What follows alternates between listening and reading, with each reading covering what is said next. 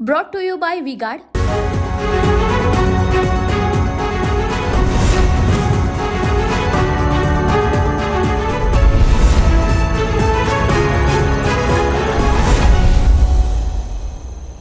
नमस्कार, TV9 मराठीमध्ये आपल्या सगळ्यांचं स्वागत. मी निखिला. महत्त्वाच्या बातमीनं बुलेटिनची सुरुवात आपण करूयात. तर नुसतं विश्लेषण करून चालत नाही असं देवेंद्र फडणवीस यांनी म्हटलेलं आहे. मंथन बैठकीमध्ये त्यांनी हे वक्तव्य केलं. पराभवाच्या मंथन बैठकीमध्ये रणनीती सुद्धा करायला हवी असं फडणवीसांनी म्हटलं आहे. रणनीती करण्यासाठी प्रामाणिक आत्मपरीक्षण करा असं देवेंद्र फडणवीसांनी म्हटलंय. आपल्यावर आभाळ कोसळलेलं नाही असंही त्यांनी म्हटलं आहे. विरोधकांनी निर्माण केलेला चुकीचा नरेटिव्ह खोडून काढा असं देवेंद्र फडणवीसांनी म्हटलंय. तर भाजपच्या मंथन बैठकीमध्ये फडणवीसांनी काय वक्तव्य केलं ते आपण पाहूया. नुसतं विश्लेषण करून चालत नाही, रणनीती सुद्धा करायला हवी. मुंबईच्या कार्यकर्त्यांनी मनावर घेतलं आणि विजयाचा नवीन संकल्प पाहायला मिळाला. 130 विधानसभा मतदारसंघात आपली आघाडी आहे. प्रचंड ध्रुवीकरण झालं, आपली संख्या कमी झाली, त्यासाठी प्रामाणिक आत्मपरीक्षण करा.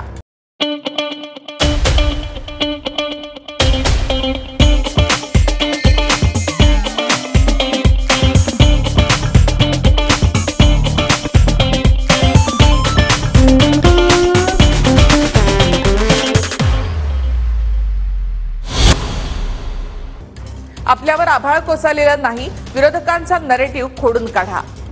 मनात किंतु परंतु ठेवू नका, आपल्यामध्ये क्षमता आहे. आताची मतं कायम ठेवून 1% मत वाढवलं तर विधानसभेला आपण क्लीन स्वीप करू. तर अपमान झाल्यामुळे नाशिकच्या जागेवरून लढण्यास माघार घेतली असं छगन भुजबळांनी म्हटलेलं आहे. नाशिक लोकसभेच्या उमेदवारीवरून छगन भुजबळ यांनी हे वक्तव्य केलं. तर नाराज नाही हे भुजबळांनी स्वतः सांगितलंय असं अजित पवार म्हणाले. तर विधानसभा निवडणुकीमध्ये भुजबळांनी अपमानाचा बदला घ्यावा असं विजय वडेट्टीवार यांनी म्हटलं आहे. दरम्यान भुजबळांना काय हवंय ते एकदाच देऊन टाका असं वक्तव्य संजय शिरसाट यांनी केलंय. मला इच्छा आहे आणि म्हणून तर जे आहे नाशिकचे लोकसभा लढवायला सुद्धा मी तयार झालो होतो. दिल्लीतून माझं तिकीट त्यांनी फायनल केलं असं मला सांगितलं, म्हणून मी कामाला लागलो. आणि त्याच्यानंतर 1 महिना त्याचं जे आहे निकाल जाहीर होईना, त्याचं मी म्हटलं बा आता हे बस झालं, हे ह्युमिलिएशन खूप होतं आहे, काय मी थांबून घेतो. तर समोरचा काम जो आहे उमेदवार 1 महिन्यापासून कामाला लागलेले आहेत, कोणाला द्यायचं त्यांना द्या. स्वतः भुजबळांनी काल सांगितलं मी याच्यामध्ये नाराज नाही, प्रफुल्लबाईंनी सांगितलं, तटकरेंनी सांगितलं, तरी देखील काही जण मग आमचे विरोधक असतील किंवा आमचे फार जवळचे मित्र असतील, हे आमच्या फार विचार करतात असे त्यांनी अशा बातम्या पिकवलेल्या आहेत. त्या बातम्यात तसूभर देखील तथ्य नाही. देखिए उनका काम है अफवाह से गर्मी बढ़ाना और हमारा काम है माहौल को ठंडा रखना. हमारा नेता कैसा हो जो माहौल को रखे ठंडा वैसा हो. अब की बार V-Guard एयर कूलर का चमत्कार. भुजबळ साहेबांना विधानसभेत संधी आहे बदला घेण्याची. त्यांनी तो बदला लोकसभेचा विधानसभेत घ्यावा आणि ज्यांनी अपमान केलंय त्याच्या विरुद्ध बंड पुकारून ताकदीनं भुजबळांनी आपलं बळ दाखवावं. छगन भुजबळांनी आपली नाराजी जी आहे ती खंत व्यक्त केली आहे. छगन भुजबळ म्हणतात की मला केंद्रातून खासदारकीच्या संदर्भात नाशिकच्या लोकसभेसंदर्भात कॉल आलेला होता, परंतु मला 1 महिनाभर ताटकळत ठेवण्यात आलेलं होतं. हा माझा अपमान झालाय अशी त्यांनी खंत व्यक्त केली. रोजच अपमान होतो भुजबळांचा, पण ते सहन करतात. सहन करत राहा मला, त्यांना बाकी काय. त्यांची राष्ट्रवादी काँग्रेस पक्षाला फार मोठी गरज या राज्यामध्ये आहे. ते आता अन्न आणि नागरी पुरवठा खात्याचे मंत्री आहेत आणि एक ओबीसीचा चेहरा म्हणून ते राज्यामध्ये प्रसिद्ध आहेत. त्यांच्या या चेहऱ्याचा फार मोठा उपयोग राष्ट्रवादी काँग्रेस पक्षाला आम्हाला या विधानसभेच्या निवडणुकीत होणार आहे. म्हणूनच आम्ही त्यांना विनंती केली की तुम्हाला आमच्या राज्यामध्ये फार मोठी गरज आहे आणि तुम्ही अशा रीतीनं राज्यसभेत आणि ह्याला जाणं हे आम्हा लोकांची विनंती आहे की तुम्ही तो आग्रह हे करावा. छगन भुजबळ कोणत्या गोष्टीवर खुश होत आहेत त्याचं खरं तर संशोधनच केलं पाहिजे. नाराजगी मतदारसंघाच्या वेळेला पण आता पण मला वाटतं ह्या पक्षांनी अंतर्गत पक्षाचा तो निर्णय असल्यामुळे त्याच्यावर भाष्य करणं योग्य नाही, परंतु अजितदादांनी याचा विचार केला पाहिजे. यामुळे त्यांच्या पक्षातली जरी नाराजगी असली तर त्याचा परिणाम महायुतीवर होतोय आणि महायुतीला हे परवडणार नाही. नेमकं काय पाहिजे एकदा देऊन टाका ना, तर काय तो निर्णय घेऊन टाका ना. याच्यामुळे खऱ्या अर्थानं वातावरण हे गढूळ होत चाललेलं आहे. माझी स्पष्ट भूमिका आहे, राष्ट्रवादीच्या नेत्यांनी याच्यावर काहीतरी एकदा निर्णय घेतला पाहिजे. गजा मारणे याच्यासोबत झालेली भेट हा केवळ अपघात आहे असं निलेश लंके यांनी म्हटलं. गजा मारणे याची पार्श्वभूमी मला माहिती नव्हती असं खासदार निलेश लंके यांनी म्हटलंय. गजा मारणे सोबत झालेल्या भेटीवर निलेश लंके यांनी हे स्पष्टीकरण दिलं आहे. तर ज्यांनी लोकसभेमध्ये मदत केली त्यांची भेट घेतली असावी असा टोला अमोल मिटकरी यांनी लगावलाय. पवार नावाचे सहकारी होते, त्यांचं कॅन्सरच्या आजाराने त्यांचं निधन झालं. त्यांना मी भेटण्यासाठी त्या ठिकाणी गेलो. भाइयों बहनों, उनके राज में पावर रहे अनस्टेबल और हम रखे सब स्मूथ और स्टेबल. हमारा नेता कैसा हो जो स्टेबल पावर दे वैसा हो. अब की बार वी गॉट एसी स्टेबलाइजर का चमत्कार. ती सांत्वनपर भेट झाल्यानंतर आमचा प्रवीण धनवे म्हणून आमचा एक राष्ट्रवादीचा पदाधिकारी आहे त्या भागातला, त्याच्या घरी आम्ही भेट घेऊन यावेळेस चाललो होतो. तर त्या मारणेंच्या घरासमोरून आम्ही जात असताना आम्हाला 4-6 लोकांनी थांबवलं. की थांबवल्यानंतर हात केल्यानंतर आम्ही थांबलो. त्यांनी चहा प्यायला चला. आम्हाला तोपर्यंत कोणाची काय पार्श्वभूमी मला तरी माहीत नव्हती. चहा प्यालो, माझा सत्कार केला. नंतर मला 1 तास 2 तासांनी संबंधित व्यक्तीची पार्श्वभूमी कळाली. म्हणजे तो ऍक्सिडेंट होता, कळत न कळत ती चूक झाली. ज्यावेळेस पार्थ पवार गजा मारण्याच्या घरी गेले आणि त्यावर ज्यावेळेस तुम्ही राळ उठवली त्यावेळी राष्ट्रीय अध्यक्ष आदरणीय अजितदादा यांनी स्पष्टपणे कबुली दिली होती की जी चूक आहे ती चूक आहे, यापुढे ही चूक होणार नाही, अशी कबुली तुम्ही देणार आहात का? दुसरं, लंके साहेबांचं तिथं जाण्यामागचं कारण असं असू शकतं की ज्यांनी लोकसभेमध्ये आपल्याला मदत केली, साधारणपणे उमेदवार निवडून आल्यानंतर त्या लोकांच्या भेटीगाठी घेत असतात आणि आभार मानतात. कदाचित आभार मानायला ते गेले असावेत. मात्र आमचा तुतारी गटाला प्रश्न आहे की हम आ भी भरते हैं तो बदनाम होते हैं, लेकिन आप कत्ल भी करते हो तो चर्चा क्यों नहीं बनती. टीका करणाऱ्यांकडे दुर्लक्ष करायचं. आपलं जे आहे ते तुमच्या मीडिया समोर मांडलं ना. आता ते बोलले म्हणून आम्ही बोलायचं का? जे माझ्या बाबतीत जे घडलं ते तुमच्या समोर मांडलं हे महत्वाचं आहे ना. मला जर त्या माणसाची ओळखच नाही तर लोकसभेची मदतीची काय हे. उनका बैकअप सिर्फ कल तक और हमारा चांद तक. हमारा नेता कैसा हो जो नॉन स्टॉप बैकअप दे वैसा हो. अब की बार वी गॉट इन्वर्टर बैटरी का चमत्कार. माझ्या अख्ख्या मतदारसंघात एक गुंड प्रवृत्तीचा माणूस माझ्या निवडणुकीत नव्हता. मी त्या गोष्टीला विरोध करणारा माणूस आहे. आधी जरा खुद के गिरिबान में झाक के देखो. तुमचा कोण माणूस गजा मारणे बरोबर चहा पितानाचा फोटो होता लोकसभा निवडणुकीच्या आधी. त्यांच्या टीमनी बारामतीमध्ये जाऊन कशी दमदाटी दिली, लोकांना कसं धमकवलं हे आम्ही कधी उघडपणाने बोललेलो नाही. वेळ आली तर बोलून दाखवू कोणाला दम दिला, कोणी दम दिला, कुठली गँग वापरली गेली, ते कोण बेतलं गजा मारण्याला निवडणुकीच्या आधी. जो शीशे के घर में रहा करते हैं वो दूसरों के घरों पर पत्थर नहीं मारा करते. जी गोष्ट घडली ती योग्य घडली नाही. निलेश भाऊंनी सुद्धा या बाबतीत माफी मागितलेली आहे. त्यांना माहीत नव्हतं. त्यामुळे कार्यकर्त्यांना विनंती आहे की कुठल्याही नेत्याला कोणाच्याही घरी जात असताना थोडासा विचार करावा, का त्यांना लोक फॉलो करत असतात, वेगळा संदेश जाईल. जसे निलेश भाऊंनी माफी मागितली तसं मी सुद्धा माफी मागतो की आमच्यातला एक खासदार न कळत एका चुकीच्या प्रवृत्तीच्या व्यक्तीच्या घरी गेला आणि कृपा करून याच्यावर आता कुणी पुढे राजकारण करू नये अशी विनंती.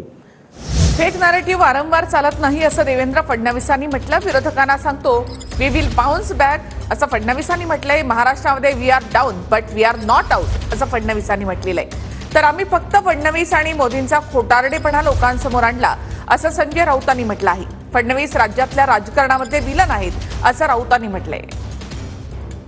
काही लोक त्या ठिकाणी डमरू वाजवत आहेत, काही लोक छात्या बडवत आहेत आनंदाने. त्या सगळ्यांना मी एक सांगून देऊ इच्छितो की फेक नरेटिव्ह एकदा चालतो, तो काही वारंवार चालत नाही.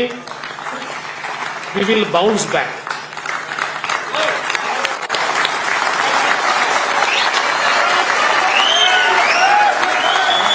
इन महाराष्ट्रामध्ये yes we are down but we are not out. आम्ही कोणताही नेरेटिव्ह सेट केला नाही. नरेंद्र मोदींचा आणि फडणवीसांचा खोटारडेपणा आम्ही लोकांसमोर आणला आणि लोकांनी तो मान्य केला. 400 पार केल्यावर, जागा जिंकल्यावर आम्ही संविधान बदलू आम्ही म्हणालो नाही. हे तुमचेच भाजपचे लोक म्हणत होते आणि त्या सगळ्यांचा पराभव झाला आहे. देशभरातले सगळे भ्रष्टाचारी आपण आपल्या तंबूत घेतलेले आहेत, महाराष्ट्रात घेतलेले आहेत. अजित पवार भ्रष्ट आहेत की नाही?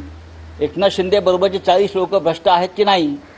फडणवीस हे या राज्यातल्या राजकारणातले खलनायक आहेत, विलन आहेत. मी वारंवार सांगतो, या राज्याच्या संस्कृतीची वाट, सभ्यतेची वाट ही देवेंद्र फडणवीस यांनी लावलेली आहे आणि त्याच्यामुळे आमचं त्यांच्याविषयीचं जे भांडण आहे ते कायम राहील. महाराष्ट्राच्या जनतेने सकाळचा 9 वाजताचा भोंगा खूप ऐकला. आता महाराष्ट्रीय जनता एकदा कन्फ्यूज झाली, पण देवेंद्रजींच्या नेतृत्वात पुन्हा भारतीय जनता पार्टी मोठी उभारी घेणार आहे. देवेंद्रजींनी 2014 ते 19 मध्ये या महाराष्ट्रातले लोकप्रिय मुख्यमंत्री म्हणून काम केलं आणि 14 कोटी जनतेच्या मनात देवेंद्रजीबद्दल प्रचंड विकासाचं नेतृत्व म्हणून त्यांच्याबद्दल आदर आहे. संजय राऊत सारखे किती लोकांनी बडबड केली तरी त्यांच्या नेतृत्वाला काही त्या ठिकाणी ते कमी करू शकत नाही. आम्ही केलेला विकास आणि त्यांनी केलेला खोटेपणा आम्ही उजागर करणार आहोत आणि याकरता आम्ही योजना तयार केली आहे. 48 लोकसभा मतदारसंघामध्ये आमचे 48 त्या ठिकाणी नेते जाणार आहेत. त्या ठिकाणी आम्ही कुठं कमी पडलो याचंही त्या ठिकाणी आत्मचिंतन आम्ही करणार आहोत. जनतेने दिलेला कौल आम्हाला मान्य आहे. पुढे त्या ठिकाणी जनतेचं समाधान कसं होईल, जनतेच्या मनात आमच्याबद्दल जर काही 19-20 झालंही असेल तर पुन्हा एकदा जनतेमध्ये आम्ही जाऊ. शिखर बँक घोटाळा प्रकरणामध्ये अजित पवारांच्या अडचणी वाढणार आहेत. अतिरिक्त क्लोजर रिपोर्टला अण्णा हजारे आव्हान देणार आहेत. अण्णा हजारे निषेध याचिका दाखल करणार आहेत. न्यायालयानं आक्षेप मान्य करत याचिका दाखल करण्यासाठी वेळ दिलाय. 29 जूनला कोर्टामध्ये पुढील सुनावणी होईल. मला वाटतं हा अजितदादांना साईडलाईन करण्याचा कट आहे. त्यांनी पूर्वीपासून भाजपचे कार्यकर्ते म्हणूनच काम केलंय आणि माझं तर पहिल्यापासूनच हे म्हणणं की ते भाजपचे कार्यकर्ते म्हणूनच काम करतात. बरोबर निवडक लोकांविरुद्ध ते उतरतात, बरोबर निवडक प्रतिक्रिया देतात, ज्याच्यात काही लोकांना त्याच्यावर त्याचा ते भोगावं लागेल आणि काही लोक त्याच्यातनं वाचतील अशी भूमिका एखाद्या समाजसेवकाने कधीही घेऊ नये. त्याची भूमिका ही समसमान असली पाहिजे. माझ्यासमोर कोणीही मोठा नाही, कोणीही छोटा नाही. असं वाटतं ना, मागचे 10 वर्ष अण्णा हजारे कुठे होते?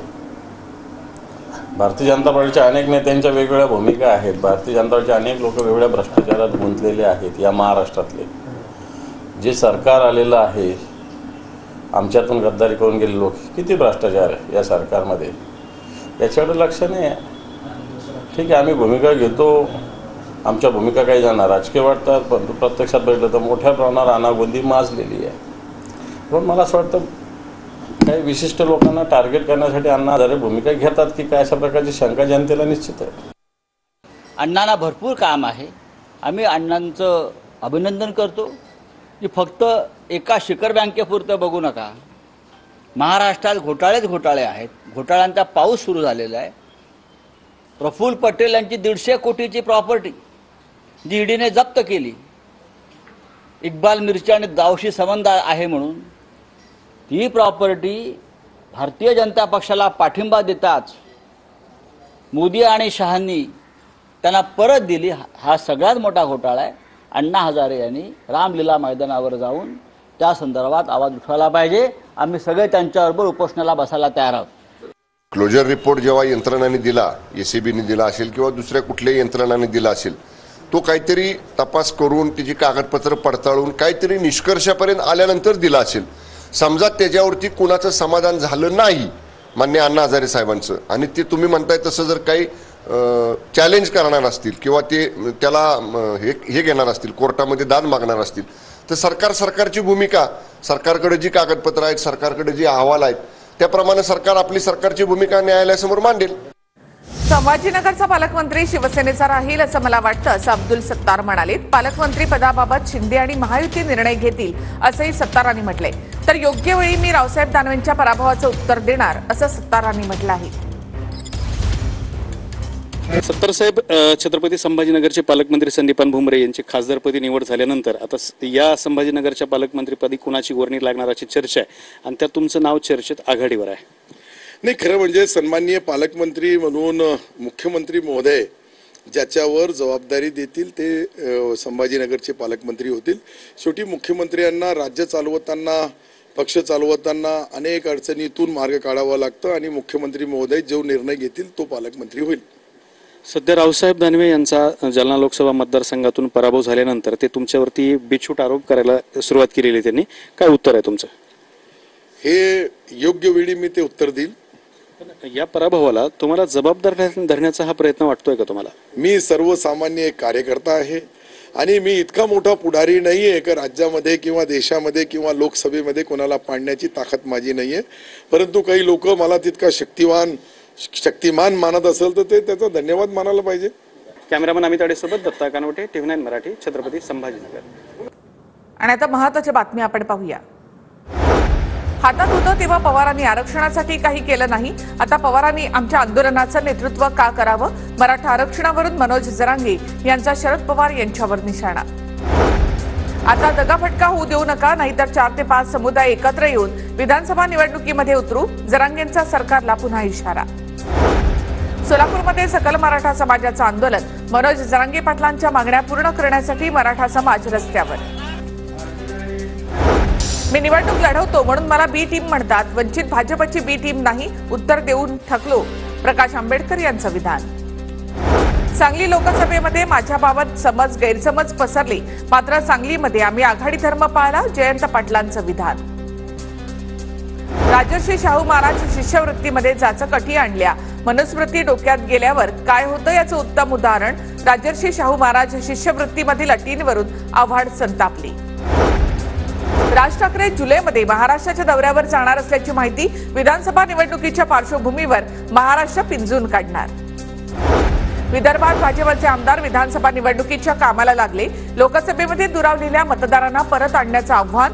भाजप आदिवासी मतदारांसाठी मेळावे घेणार. पंकजा मुंडे यांचा पराभव जिवारी लागल्यामुळे पांडुरंग सोनावणे यांची आत्महत्या. सोनावणे कुटुंबियांची धनंजय मुंडे यांनी भेट घेतलेली आहे. नाथ प्रतिष्ठानच्या वतीने 5 लाखांची मदत. माढ्याचे नवनिर्वाचित खासदार धैर्यशील मोहिते पाटलांनी उद्धव ठाकरे यांची भेट घेतली. मातोश्री निवासस्थानी भेट घेऊन व्यक्त केले आभार. शरद पवार गटाचे जळगाव जिल्हाध्यक्ष अजित पवारांच्या भेटीला. मी नाराज नाही, पण उमेदवारी न मिळाल्यानं मनात शल्य. उमेदवारी मिळाली असती तर विजयी झालो असतो. रवींद्र पाटलांचा अजित पवारांकडे विश्वास व्यक्त. मुंबईमध्ये जमिनींचा मोठा घोटाळा सुरू. जी जमीन सरकारची ती अदानींची. मदर डेअरीची जागा कुणाच्या खिशात घालण्याचा प्रयत्न सुरू. वर्षा गायकवाड यांचा सवाल. पंकजा मुंडे यांचं राजकीय पुनर्वसन करा, अन्यथा ओबीसी समाज भाजपला मत देणार नाही. अहमदनगरमध्ये पंकजा मुंडेंसाठी बॅनर. इंदापूरमध्ये पुन्हा एकदा सुनेत्रा पवारांच्या खासदारकीचे बॅनर झळकले. बॅनरवर सुनेत्रा पवारांचा राज्यसभा खासदार असा उल्लेख.